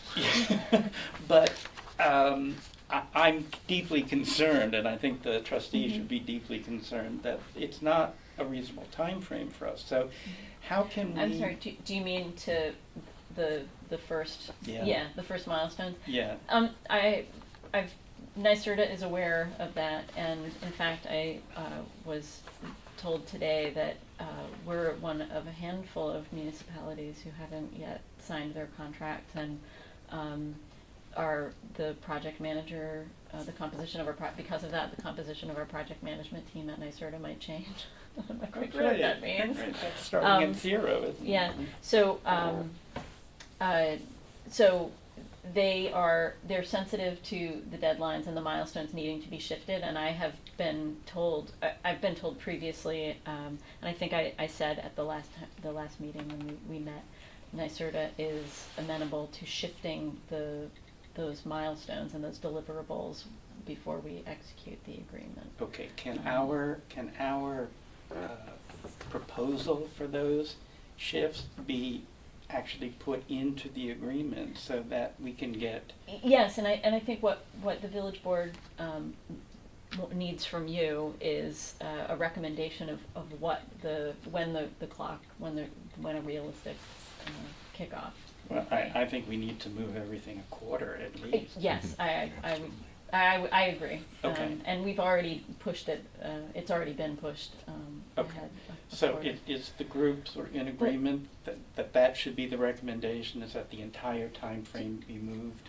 Do you want to, before deciding here that it should be moved ahead by a quarter, do you all want to maybe spend more time with this? And it might be helpful if you're meeting with Barton and Lejudas, the consultant, to Yes, as long as it doesn't end up. I'm just wondering trapped how. in time. Yeah. It's a minimum of a quarter. I mean, the only thing we would decide How is. much time? Realistically, I mean, we're looking at, the way these things go is we're probably looking at the start of the second quarter, March 15th. Yes, right. By the time, the contracts are executed and the final language goes back and forth and whatever. So I think we're gonna have ample time. Well, there isn't supposed to be, between now and contract execution, there isn't supposed to be a lot of exchange and a lot of time. NYSERDA asked, I connected with NYSERDA after our last meeting with some of the questions that came up, and they came back and they said, just after you meet on the 13th, pull together, get your final list together and come to us through the village board, and come to us with your final set of recommendations. Okay. If you want other changes. So. Well, I guess what I'm asking is, do we have time to wait till December 11th to decide what we want to recommend in terms of extending? Oh, in terms of the time frame? Yeah. I see. It's only 30 days, realistic, because if we do the meeting, your suggestion was to meet with the consultant first and then dismiss them and then discuss it. Okay, it's as I say, I'm relying on you all with more experience. Let's develop that a bit more. What I thought what Jack had said is that we would meet with the consultant at the beginning. Right. And then they would be dismissed, and we would discuss the consultant's contract and I assumed that it was for the remainder of the meeting. I didn't think it was discuss the consultant's contract and go back to the and discuss more about the NYSERDA contract. Stephanie has raised the issue that our discussion with the consultant could inform how much time that we would request of NYSERDA. That's all. I don't disagree. Yeah. The question is, I'm assuming that you're going to want to keep meetings to a 2-hour time period. So if the first half is an hour with the consultant, and then some period of time where we discuss what we heard the consultant say, what answers to our questions, which, by the way, we should have our questions ready for them. Absolutely. Do you want to consolidate them? Yes. Okay, so you'll be everybody, that's Same your homework. process, yes. Homework, consultant questions. Right. But you have a little bit more time on this one. This is the 13th, and we need to get them to Jack by, let us say, the 4th of December. Fine. Okay. After the consultant leaves the room, we would, I think, discuss what we've heard the consultant say, positively, negatively. And while we're doing that, we're thinking, well, this is how it's going to affect the contract with NYSERDA, and this is how it might affect the contract with B&L, because there are 2 contracts we're looking at. Maybe we will have time at the December 11th meeting to say, okay, now, from what I understand, from what I heard, and what we just discussed, the NYSERDA schedule NYSERDA timeline should be extended by 3 months, 4 months, 5 months, 6 months. The question is, will we be able to get to that point on that evening? Let's shoot for that. Let's try to accomplish that. In the meantime, I think if Stephanie can find out for us whether there is on the face of it any objection on NYSERDA to an extension to the beginning of March, then with any luck we will have completed whatever else we need to complete in terms of the NYSERDA grant, and so that we could send a complete document then to the Village Board of Trustees to say this is what we think you should sign. Stephanie, the webinar, they were Yes. going to reschedule, and we haven't heard anything about Oh, it. yes, they're gonna be sending me a link to a Okay. recording and a. The webinar is going to give us metrics information, which is a large part of the contract. And so I would think we would want to have participated in that webinar so that we can say that the metrics that they're proposing are reasonable ones for the tasks in front of us. They proposed metrics, right? There was exhibit. There are all sorts of They're all performance exhibits, yeah. Yeah, okay, metrics, it and was I an can tell you, exhibit. I will sit through the seminar. Webinar. Say no more. Gladly, I will sit through the seminar. I will, And, if we could, though, just because I am concerned about the time, I think the committee is of the opinion that the current time frame is not supportable and that it needs to be extended out. yes. If we Yes. can get a sense of that and if that can be conveyed to the trustees, and that we need more time to get this started. I would say at least 3 months in my mind. Yeah. Okay. I So think, anything that's 4Q14 becomes automatically 1Q15. I agree with that, yeah. Okay. And maybe more, just first Yeah, goal. minimum. Yeah. Yeah. Question number 1 on this consolidated, and this is, again, I feel like I need the group's help in understanding the history of this process. There are 3 processes that I can identify: the sign standard, well, no, 4, parking, because parking's underway as well. Processes that are underway that fall under. Doesn't like the word parking. She hears parking, she's like. He thinks it's barking. Barking. Barking. Barking standards. The We're barking using the P process. word, not the B word. How weird. The dog is signaling it's time to go. The street tree committee, the historic district review that's going on, the sign standards and the parking standards are all processes mandated by the village, which fall under the purview of this NYSERDA grant. For 25 minutes. And is there any concern on in part of the committee that whatever the compliance is under NYSERDA, and some of that, as far as I'm concerned now, is tacit, will basically trump the work of these other processes? And I'm particularly concerned about what you all are doing, as to whether that's the case or not. Well, I believe the draft resolution said that, whether it was a draft resolution or some other document, said that this committee could form working committees or working groups Yes. underneath it, which could be members of this committee or people outside. Mhm. And so whether they be consultants or whether they be volunteers. So, I mean, to some degree, it's possible that these other committees, well, the historic district is a board, it's not a committee. Right. The other 3 committees could be created as working committees to it in some way. Or there could be some liaising there. Are you all doing form-based? We are not per se doing form-based. There are certain provisions in our existing design standards that sort of echo form-based. But form-based is actually a form of zoning, That's correct. and we don't do zoning. We do form-based in terms of design, in terms of aesthetics. So those are compatibility Yeah. designs, basically? Yeah, Compatibility, essentially. Have you used the word Essentially, yes. proportion? Yeah, it's proportions, it's mass, it's scale, it is setbacks to some degree, it's, you know, it's spacing of buildings, it's all those three-dimensional things in terms of siting buildings that pertain mostly to new construction, but also to additions of buildings. You know, if we're talking about an application that, you know, somebody's changing their doors and windows, they're not changing the form of their building. right. Right, but if they're adding an addition on the back or to the side or whatever, then, you know, the form jargon comes in.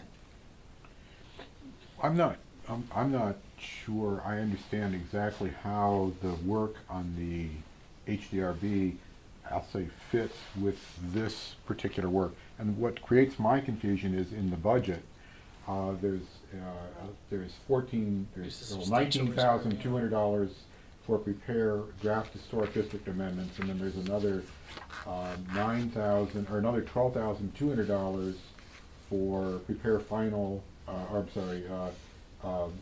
There's substantial funds in here to prepare the historic district standards. So it would appear that there's, I'll say, a confusion about the work. Now, we could probably use the money in other ways, but Well, if this the... is what I was bringing up before. Right. Yeah. Right.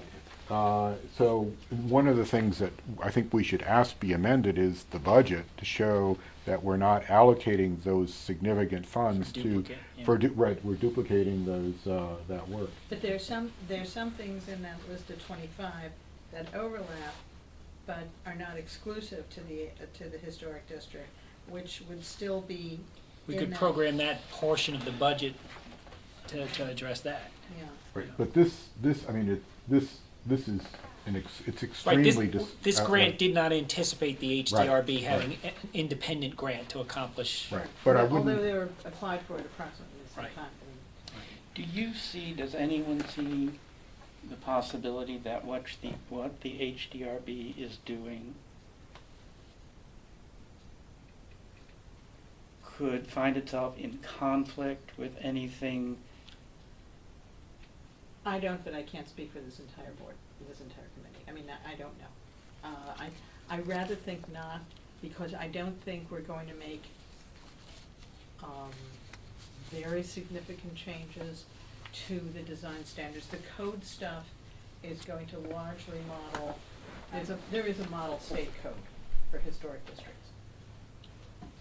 And the person that we are about to hire to do that is an attorney in Albany who is highly recommended, and one of the top 3 historic district guys in the state. And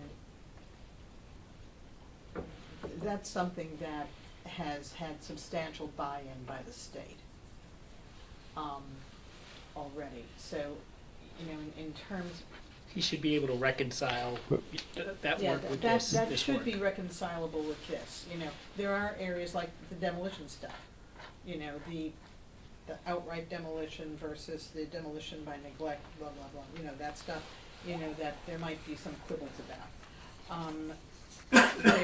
Where NYSERDA apparently from the scope or maybe Green Plan thought that we have some overview over adaptive reuse, which we really don't. No. Mhm. You know, I mean, we don't get involved in internal building functions unless they have somehow a manifestation on the external of the building. So, Like the drive-in window. yeah, like the drive-in window, yeah. Are you subject, or are the state historic district standards that you're talking about, are they subject to LEED standards?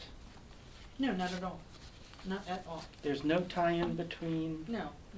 smart building and LEED historic? is not a state... No, I know as- that, I know that, No. All right, I well, know that, so- but I'm just saying, are they referenced? No, they're What's not, they're different? not now. However, one of the things we're going to be looking at is perhaps different materials that we don't permit now because there has been technological change.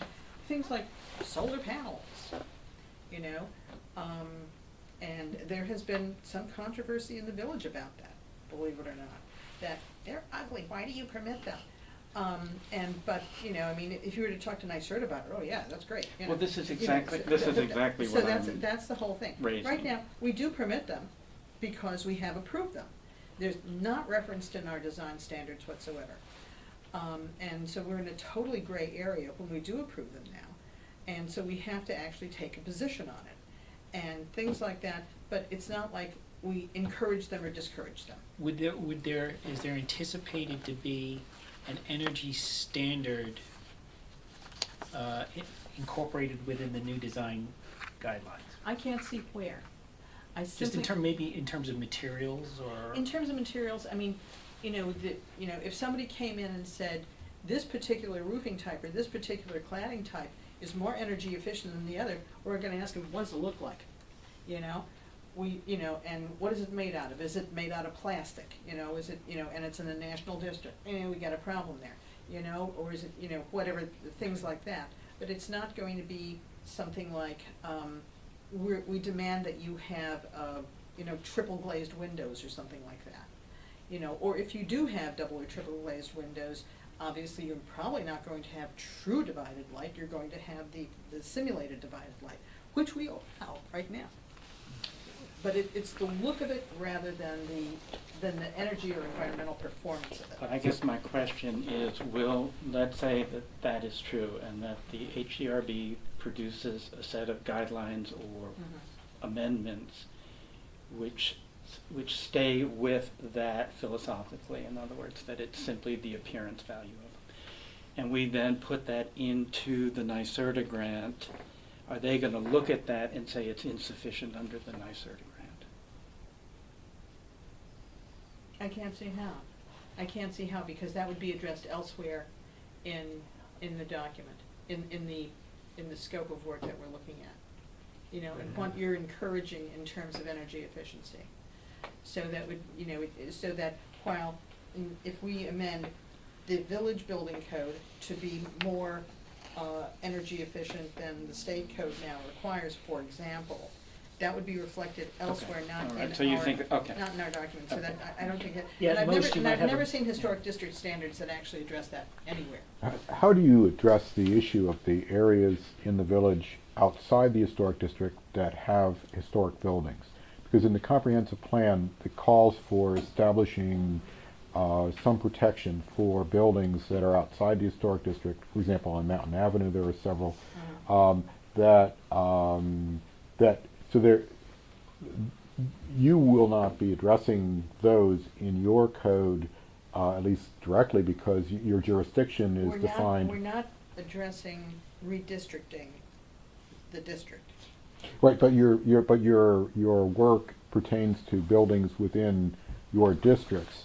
But the comprehensive plan recognizes that there are structures outside of the historic district that merit protection of some kind. Although the comprehensive plan, based upon the feedback that we had from our sessions, the comprehensive plan does not propose extending the Right. historic districts. Right, but that therein. You're talking about significant historic buildings that are located outside the district. That's correct. And Well, that's already in the code part, okay, right now.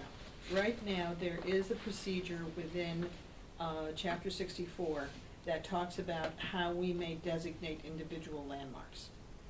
Well, that wasn't. Or how we may Yeah. recommend, There how is we a- may there recommend is a- to the village board. There's a procedure within the HDRB code, but there are no protections or procedures that exist apart from that, for protecting historic buildings outside of the That's district. correct. Wouldn't this item in the 25 items, wouldn't that take care of it? You know, it says standards for preservation and restoration of cultural features. And you're saying apply that to just areas outside of the Well, that's district? what I'm thinking it is, because we're not getting involved in the. Well, the code historic- update is not historic specific to district the historic district, it's village-wide. So that Right, would so seem you're to saying address that- it. So that it's not redundant with what the HDRB is doing because it's outside of that district. Right, because the HDRB is confined to the historic district. What we're talking about doing is maybe adding this, recognizing what the historic district is, but what, as Terry's saying, this is a code update, so it would be village-wide. So that would be a way of Wait a minute, addressing it. we went through that in the special board, No? and it was clear No as a way, bell. no way. The Okay. people on Mountain People Avenue do not might have the want- nicest house in the world, but they're not interested Carrie in being Lahey. a part of the They do historic not want to district. be in the historic district. Okay. And so, So, Which gets to- which raises the question of what the item means, preserve. Well, it's in the comprehensive plan, so what was the agreed interpretation for it to be I don't know where that incorporated in phrase the came. comprehensive The plan? origins, insofar as the code amendments were concerned, it referred to the stone walls. Oh, stone There were walls. stone walls, yeah, right. Stone walls. And architectural elements, the language here is architectural elements with historic value. And I don't know what those conversations had in mind. I mean, the stone walls is clear. Maybe the little horse tie Is it up the first posts. casement window installed in the Right, those wall or stones, something, those or- The step stones. stepstones for mounting your Yeah, horse. There's obviously procedures outside of village procedures. There have been a couple of property owners that have been in discussion with the State Historic Preservation Office and with the feds about landmarking, putting their houses as a National Register Right, property. Okay. right, Okay. yeah. But, and while we would probably weigh in on that administratively, it's really not a code issue. Right. Do we have scenic views or any of those kinds of? All of that. There Lots. is, Lots. yeah, there are, There's one. yeah, there's, what's this state thing called? Byway, scenic byway, is that thing? No, No, Oh. not scenic It's byways. called, That's there is the- an acronym. Oh. Yeah, it's like SS something. Right. SSAs. SSA. Scenic, areas of scenic significance. Significance. Oh, As that's not, ASSs. that's ASSs, no, And no. we have a lot of those. Yeah. Of We have, That's yeah, we have statewide, the statewide areas of scenic Right, significance. right, that's And it. there are several in Swishes. Cold Yeah. Spring. There are, okay. Right, Yes, yeah. and there are also areas of archaeological sensitivity, which also goes to cultural features. The Right. entire village is highly sensitive archaeologically. Yeah, okay. Right, including the water. We are in some, Oh, yeah, and the I underwater. Yeah. I Right. forget what the SA, we're in some districts, Right. a couple of different districts. They're identified in They're in the- LWRS they're in and the- Yeah, the national heritage, and then there's a scenic. Hudson Valley. yeah. Where are they identified? They're identified in the LWRS. Okay. All They're in of them? that. Yeah, all Yes, of all of the all of the village scenic. yes. But they are quite important that we address those in this code change because there are some key properties Well, I that are think involved we with that. need to be aware Yeah, of them, yeah, certainly. absolutely. In the coaching. Yeah. It's a complicated little village. Well, Yeah. it's layers, it's just layers. Okay,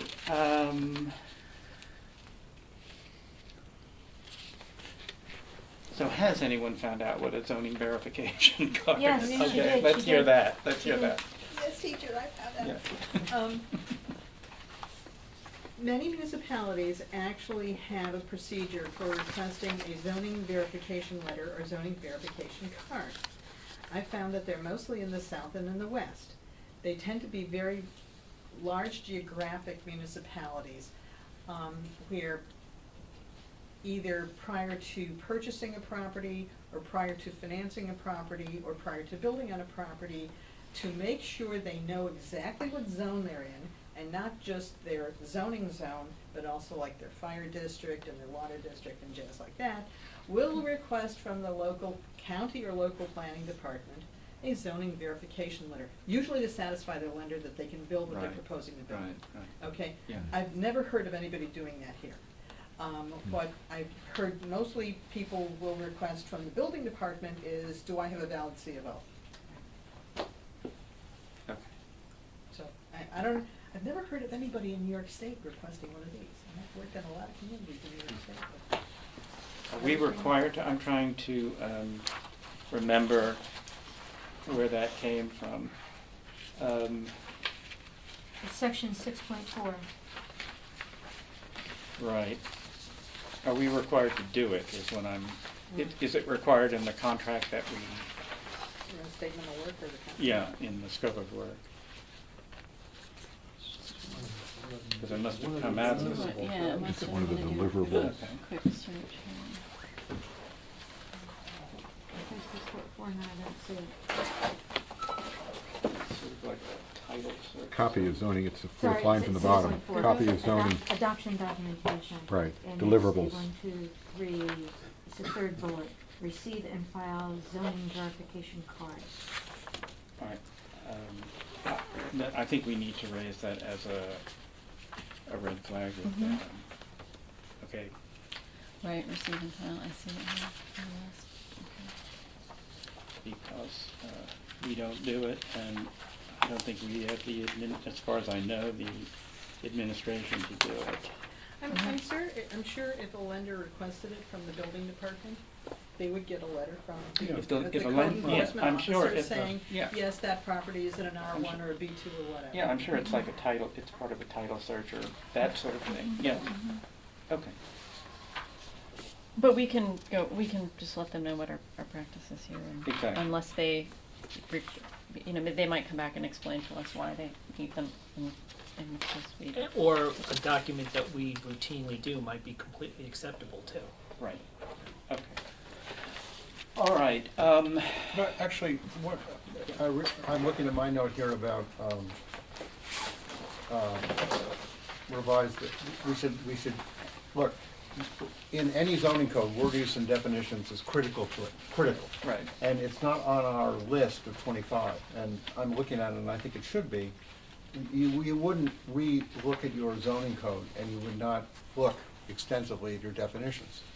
And so, and I understand, Stephanie, you don't want to expand it, but it's like a basis of the code. Well, I guess is it's definition. not that I don't want to expand it, I just want people to be aware Right. that there's a sort of a radius around this money that we're, and the more we expand it, the more money it might cost to do this work.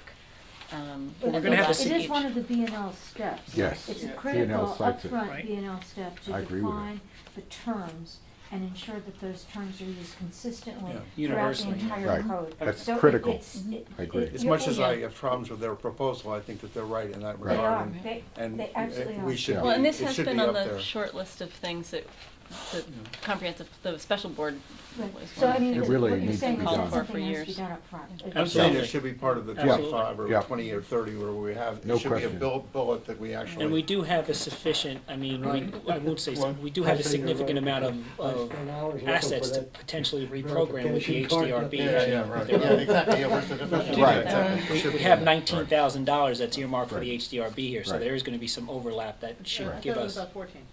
No, it's about It's 19. 19. What did But we do let's get to the money. Let me see it. In the sense that, Well, I mean, we, don't- I mean, what are you saying, that we have to, that might not be able to, I mean, we have to allocate that money with the consultant before we can look at something like that? no, I'm sorry. When you're saying to expand the radius of Oh, what? I'm just saying that if we expand the list gets longer, the work, there's more Yeah, I work get to that, do. right, And right. so there's more work that it will start to cost more. But when you say cost more, you mean that the consultant would say, we want more money because you're asking us to? Right, I mean, if we're doing a time and materials and we're expecting that time and materials for this project is gonna be $75,000 Right.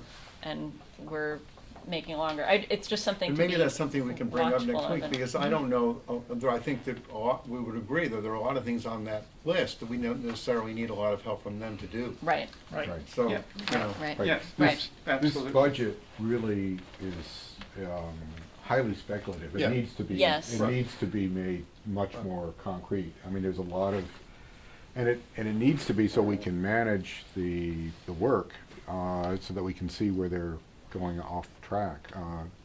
there's a lot of risk of that. Right. I just think it's important that we don't cover something that we really should cover because we're worried about who's gonna pay for it. We Mhm. can do it ourselves. We've got a lot of expertise at this Right, table. right. We don't necessarily need a consultant to tell us how about our fences. Right. You know, I mean, Right. it's not, Well, Right. and that also, I mean, that also raises a different point. We're looking at a statement of work for a contract with a particular organization. But what I hear you saying is that while this organization is responding to our request for, you know, money to do specific work, we're also saying, well, we also want to do this other work. And so that doesn't have to be part of the contract with NYSERDA, but Oh. it can be the mandate of this committee. oh, okay. And All right, well, that's fine. you know, so, which does give us some flexibility, because if there are things, especially the things that we know that we've done a lot of background work for already, and that there's supporting documentation for already, and I think that the, you know, language consistency is one of those projects. That doesn't need necessarily need a consultant and an attorney, and that's the kind of work that this group can do, and can move and be nimble about, you know, and that those changes can be made outside of this, alongside this project, but outside the statement of work. Tonight, we already eliminated the verbs. Let's get rid of the nouns next. I wanted to address some of the items we spoke about last week that were some sort of inquiries. No. So we'll just pull this. Okay, pull everyone. this up. I just wanted to respond to some of the things we talked about last week. We addressed the question of being able to revise the date. I wanted to convey to you that the NYSERDA, when I spoke with NYSERDA about the outstanding, or the amendments like the public tree ordinance, signs, and parking standards, they stressed to me that the contract was specifically drafted with flexibility. And so adjusting amendments should not be a problem. I didn't bring them the wholesale list, because I didn't have it, but they did say that once you're finished, please convey them in one request via the village board back to them. I wanted to confirm with you all, you had requested the opportunity to have a conference call among NYSERDA and the Department of State and yourselves, and NYSERDA is willing to facilitate that and help set that conference call up. That's great. And Thank you. they're, you know, they said the consultant can attend if that's desirable. Thank you. One of the people on the project has worked with Jamie Ethier before. Let's When see. is the conference call going to be set up, before or after we have the session with the consultant? It is it is subject to our request. They're responsive to that, and so when we want to have that, they will. I would think after the meeting with, Okay. But we should probably get dates, this committee's availability, and give them a choice of dates. So, We did, they have been amenable to coming up to, or, you know, sending somebody to Cold Spring, or coming from Albany or coming up from the city. I don't know who, depending if the project management is changed, I don't know where they're coming from, but they expressed flexibility. I think they just need to plan ahead. We were able to have a conference call with them, the village board. And let's see, I just want to look here. You had asked that the treasurer set up a budget lines for this, and so I've asked Ellen to set up 3 lines, 1 for revenue and 2 for expenditures. I asked her the same thing. Oh, did you? What she had said to me is that we're not going to have any revenue coming into the village. She recommended setting it up under the grants line. Oh, which good, is- okay. Which is the way I Good. believe the special Is that how board Right. had its money set. Okay, great. Okay. And what about the expenditures, because we want to make sure that we have some. Again, she for said, Sandy? the only thing she It just thought she comes would and goes need out of the- was that. That's Now, great. But, It's so I mean, simple. if you have a call into her, that's what she and I, Okay. I had a chance to talk with her, Monday of this week, I Oh, think it okay. was. So you could reference that, but she is aware Okay. of what we're doing, how Mhm. much money we're getting. the Did fact- she ask you about an estimate? I'm sorry. I gave her the About the- numbers. No, good. Of the- About- I told her I bet- 75. for having Sandy do our, Oh, I didn't ask her Minutes. about that. because that was one of the I didn't ask the her. specific expenditures was for personal services, and that would be. Is that how the HDRB is handling their No, grant as well? we have a budget line established because we expend the monies and then we get reimbursed. So we Gotcha. had to have a Okay. chunk of money in the budget, which Okay. came last year. I think that's how it's being Marie, handled. can we count on you at the next meeting to report back on this issue, please? Oh, Ellen, where are the money? Of the budget? Oh, sure. Okay. I mean, but our grant is under the HDRB budget, and then it's a separate. Right, it's a separate line It's a under separate your line. committee, It's like yeah. 3 lines. Gotcha. You're welcome, thank you. So if you can, I can't be there Tuesday, but if you could let the trustees know that we are working on the terms of this agreement, and we're gonna try and get it done as quickly as possible. I think we've made good progress tonight on it. Yeah. Okay. Jack, I'll be at the meeting on Tuesday. Will you? So Okay. I can assist Bruce with anything he Okay. needs. The budget piece that you just talked about is what, that's. I'm assuming that Talk to Ellen there'll be a or- follow-up on the resolution, which I worked with Stephanie on, so that's on. Will she be in tomorrow, or should I be in? And if you can, the issue of that we will probably be we'll probably be defining the role of the alternate as well as we go forward. I think the trustees should know about that. And Okay. I think we have pretty much concluded on the scope of work in terms of the content, and we are looking at the timing, but the current timing is not sufficient, or is not adequate. Do you want me to take the additions, the recommended additions that we discussed here tonight, and that and take those back to NYSERDA? I think not yet, okay? Mhm. Not yet. What I'd like to be able to do is, let me think about that, okay? Okay. Thank you all. And our I make a assignment motion. is that we get comments and questions By regarding the December B&L by December 4th. Fourth. 2 years before. Yeah, or actually, I wouldn't mind it if it's a little earlier than that, just because it's a pretty complicated document, and so, but yeah, and, What do you feel more comfortable with uh, as a date? Probably don't get paid. let's just make it the latest would be December 4th. No later than No December later 4th. than December 4th.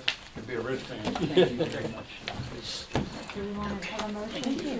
Thank you. A motion to adjourn? Adjourn? Motion to adjourn. Second? Second? Any, I Oh, second. okay. Oh, you second. Oh, you seconded. I thought you were That's the asking. first one we had all night. I thought we were gonna vote on changing the wording. Actually, we had a vote earlier. Mike made a motion and Barney seconded it. It was unanimous. What was that on? The minutes. Minutes.